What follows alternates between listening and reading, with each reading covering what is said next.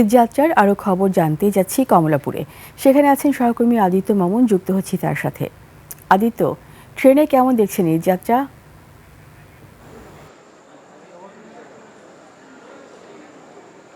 ধন্যবাদ রীতা চৌধুরী আপনাকে।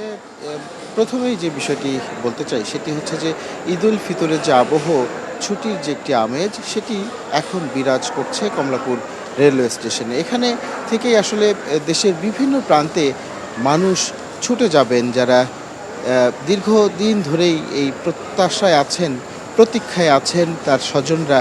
এই নারীর টানে নিরে ফেরার যে প্রাণান্তকর প্রয়াস, সেটির একটি অনবদ্য চিত্র এখন কমলাপুরে বিরাজ করছে।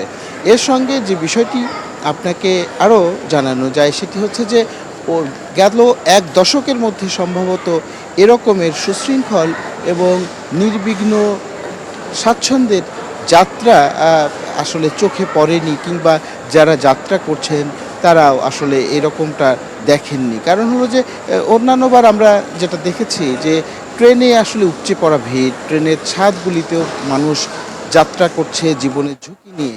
এবার কিন্তু সেটি নেই, বরং টিকিট স্বাচ্ছন্দ্যে পেয়েছেন সবাই, এবং দাঁড়িয়ে যাত্রা করবার যে একটি রেওয়াজ ছিল সেটিও এবার অনেকটাই অনুপস্থিত।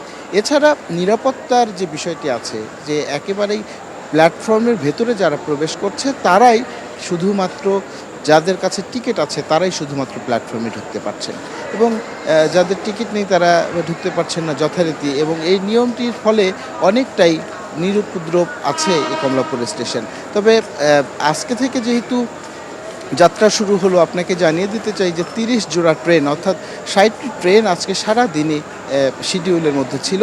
বড় কোনো শিডিউল বিপর্যয় হয়নি। একটি মাত্র ট্রেন নীল সাগর এক্সপ্রেস, সেটি মাত্র 30 মিনিটের একটা বিলম্ব হয়েছে। এছাড়া উল্লেখযোগ্য কোনো শিডিউল বিপর্যয় ছাড়াই নিরাপদ নির্বিঘ্ন স্বাচ্ছন্দ্যের ঈদ যাত্রা চলছে কমলাপুর রেলওয়ে স্টেশন থেকে।